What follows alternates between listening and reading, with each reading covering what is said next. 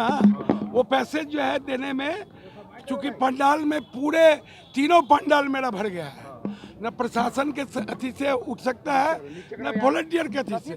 श्रद्धालु को हम लोग फोर्सफुली हटा नहीं सकते, इसीलिए बाबा ने दिव्य दरबार का कार्यक्रम कह दिया था कि नहीं हो पाएगा। सेवादार भी फेल हो जा रहे हैं, इसलिए प्राइवेट सिक्योरिटी गार्ड और बाउंसर्स की व्यवस्था की है।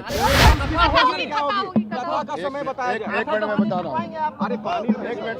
श्रद्धालु जो है, भक्त जो है, बाबा के भक्त तो पागल होते हैं, उनको ना तो नियम कानून से मतलब है, ना डिसिप्लिन से मतलब है। आधी रात नहीं हुआ, बताने आए हैं कि हे बाबा, हे बजरंग बली, हमारे हिंदू राष्ट्र की, अखंड भारत की, हमारा भारत भी सुगरू हो, इसके लिए अर्जी लगा दो, भारत को जल्द से जल्द हिंदू राष्ट्र घोषित कर दो। पर क्या है, क्योंकि संख्या में बराबर वृद्धि हो रही है। हाँ, मैं मैनेजमेंट टीम से अनुरोध करूंगा कि आप भी थोड़ा मैनेजमेंट ठीक कीजिए, कि जो जितने श्रद्धालु बहुत दूर दूर से आ रहे हैं उसकी भी व्यवस्था बढ़िया से कीजिए। अधिक मात्रा में वहाँ शासन प्रशासन को व्यवस्थित करना, फोर्स देना, हमको लगता है कि जितना लोग आए उसको व्यवस्थित करने के लिए पर्याप्त मात्रा में पुलिस बल नहीं था, व्यवस्था नहीं था, जिसकी वजह से चूक से प्रशासन की है कि ठीक करिए, दुराग्रह से हटिए। लोग आ रहे हैं, बिहार के लोग, आप सबके लोग हैं, ये राम भक्त हैं, इनकी सेवा करिए, लोगों हादसा ना हो जाए। आप तो स्वयं थे वहाँ पर, मैंने देखा आपको, खुद भी आप परेशान थे, तो आपने खुद ही आकलन किया, आपको तो खुद ही बोलना चाहिए। आपका मानना है आधी रात को आपको डिस्टर्ब किया, इसके लिए क्षमा प्रार्थी हूँ, लेकिन बात ही ऐसी है, इस तरह की घटना घटी है जो आप तक पहुँचाना बहुत ज़रूरी था। जैसा कि आप सभी जान रहे हैं कि लगातार पिछले 2 दिनों से बागेश्वर धाम वाले धीरेन्द्र कृष्ण शास्त्री का कार्यक्रम चल रहा है। उनके कहा जा रहा है कि हनुमत कथा को लेकर के काफ़ी गहमा-गहमी है, भारी संख्या में लोग पहुंच रहे हैं। धीरेन्द्र कृष्ण शास्त्री ने लोगों से अपील भी किया कि इतनी भारी मात्रा में न आवें, लेकिन इन सब के बाद अचानक से धीरेन्द्र कृष्ण शास्त्री ने रात के 11 बजे सूचना दी कि प्रेस को बुलाया, और प्रेस को बुला करके एक बड़ा खुलासा कर दिया। आपको बता दें कि आयोजन समिति के संरक्षक अरविंद ठाकुर के माध्यम से प्रेस कॉन्फ्रेंस को बुलाया गया, और उसके बाद बाबा बागेश्वर धाम के धीरेन्द्र कृष्ण शास्त्री का प्रेस कॉन्फ्रेंस भी आयोजित किया गया, और सूचना दी गई कि कल क्या होने वाला है। उन्होंने नीतीश सरकार पर कई तरह की बातें कही और कहा कि हम प्रशासन का सहयोग नहीं मिल रहा है।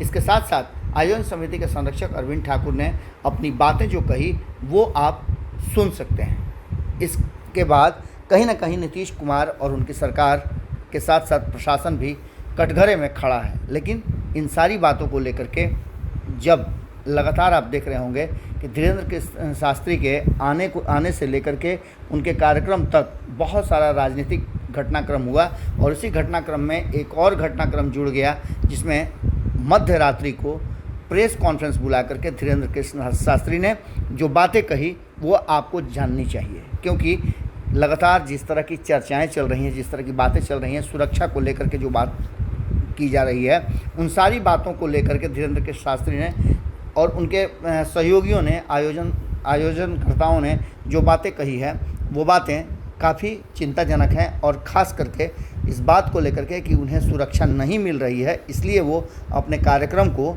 किस तरह से मोड़ रहे हैं, किस तरह से वो कार्यक्रम को छोटा करने की कोशिश कर रहे हैं, इन सारी बातों का खुलासा किया गया है। सुनिए क्या कहा है धीरेन्द्र कृष्ण शास्त्री के आयोजनकर्ता ने।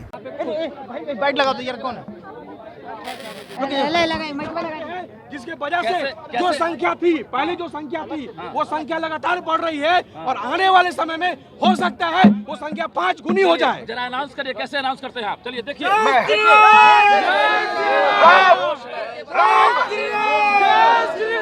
राम लक्ष्मण जानकी जय बोलो हनुमान की, राम लक्ष्मण जानकी जय बोलो हनुमान की, राम लक्ष्मण जानकी जय बोलो हनुमान की।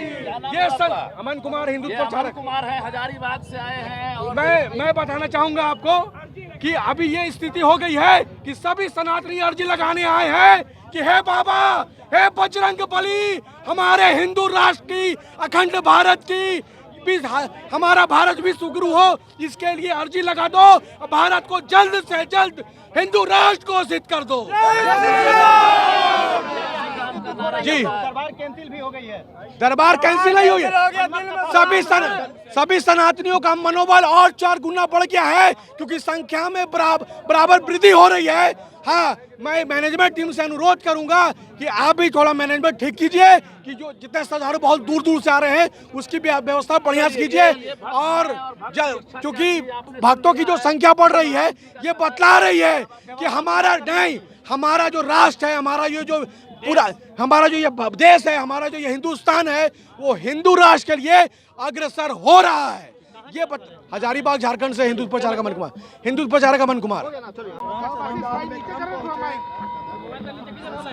चैनल के द्वारा अरे बोल रहे हैं, चुप रहो ना यार, चुप बोल रहे हैं, सुनने दो।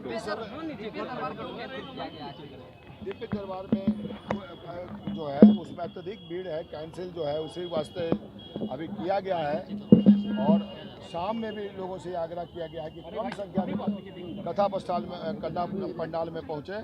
ऐसा कोई नहीं है कि कथा कैंसिल उमड़ी थी वहाँ पर 10 से 15 लाख उमड़ गई थी। दिव्य दरबार को कैंसिल माना जाए।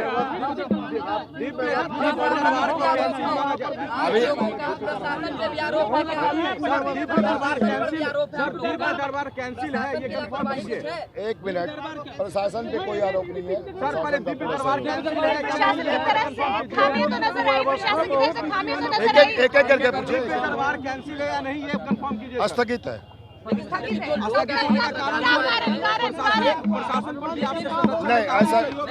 ऐसा कुछ भी नहीं है। आपके संरक्षण अभी कुछ देर पहले कहा कि ये जो है प्रशासन का सहयोग नहीं मिल पाएगा, इसका मतलब ये भी एक प्रशासन का अपना लिमिटेशन है, वो अपने लिमिट के हिसाब से सहयोग करता है।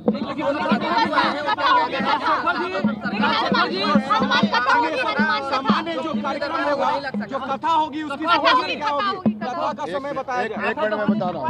अरे पानी 1 मिनट। श्रद्धालु जो है, भक्त जो है, बाबा के भक्त तो पागल होते हैं। उनको ना तो नियम कानून से मतलब है, ना डिसिप्लिन से मतलब है। आधी रात नहीं हुआ श्रीमान, 12 बजे के बाद आधी रात होता है। ठीक है, कथा बताइए सर, कथा का समय बताइए, कथा का समय क्या रहेगा?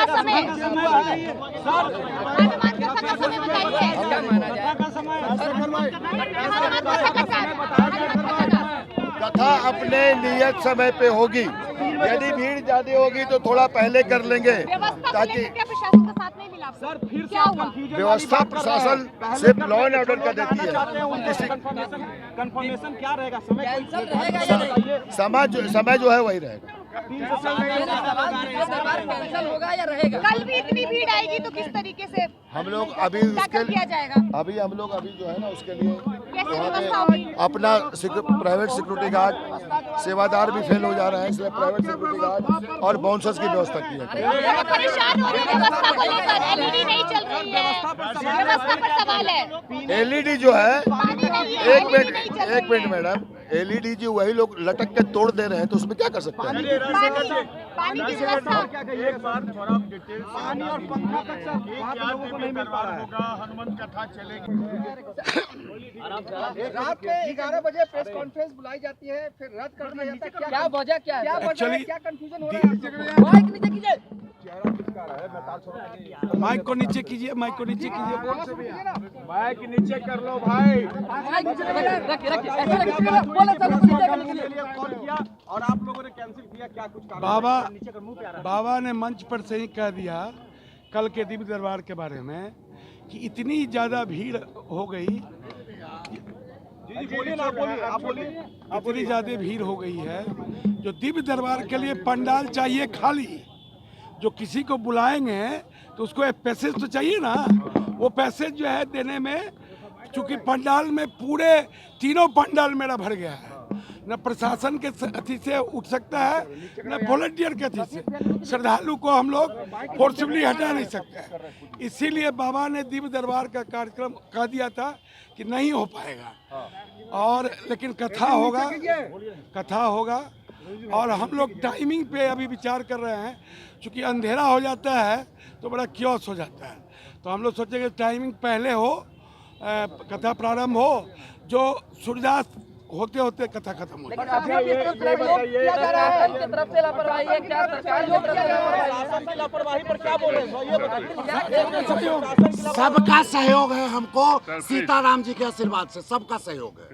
कल होगा कि नहीं ये तो कंफर्म दिव्य दरबार मात्रा में आ गई थी और नियंत्रित हो रहा था, लोग परेशान हो रहे थे। बाबा ने कहा हम बिहार के लोगों के कल्याण के लिए आए हैं और इसी सोच के तहत उन्होंने बीच में ही कथा को स्थगित करने का काम किया है। कथा चलता रहेगा लगातार और मैं समझता हूं कि कल का जो दिव्य दरबार है वो स्थगित हो गया है। जो जिला प्रशासन को चाहिए अधिक से अधिक मात्रा में वहाँ शासन प्रशासन को व्यवस्थित करना, फोर्स देना।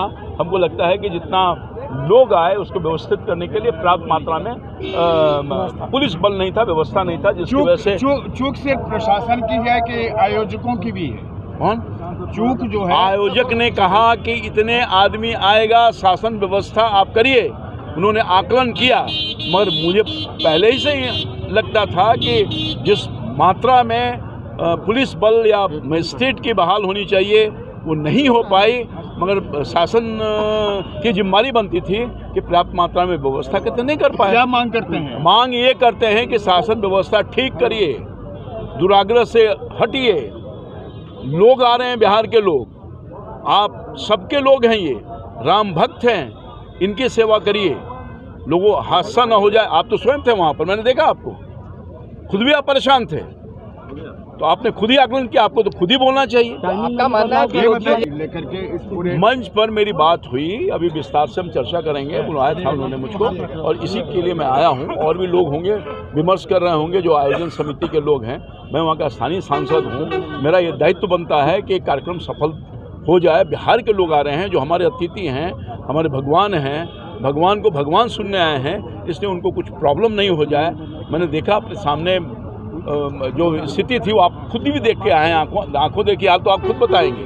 तो मैं समझता हूँ कि इस चीज़ों पर विचार करने के लिए बुलाया है, विचार कर रहे होंगे, मैं उनसे बात करूँगा। ये दायित्व बनता था ना सरकार पर कि इतनी बड़ी संख्या में लोग आएंगे, जिसकी सूचना थी उनको,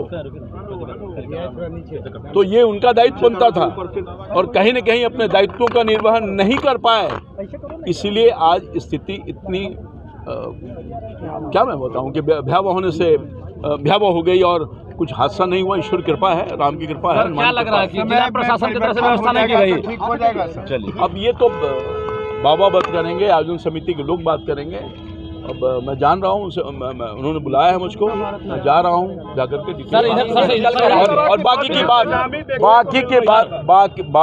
की बात जो आयोजन समिति के लोग हैं आपसे विमर्श करेंगे, बात। अगर ये वीडियो पसंद आई और वह बिहार के राजनीति और बिहारियत से सरोकार रखेनी तो सब्सक्राइब बटन दबा के चैनल के सब्सक्राइब कर ली। ओजे एगो घंटी बा, ओकरा बटन दबा देला से कुल सटीक और मारक खबर रुआ मुफ्त में मिल जाई। अगर रुआ पत्रकारिता के हमनी के नया प्रयोग में सहयोग कर चाहतानी तो ज्वाइन बटन दबा दी। पेटीएम नंबर नोट कर ली 9386816700। धन्यवाद।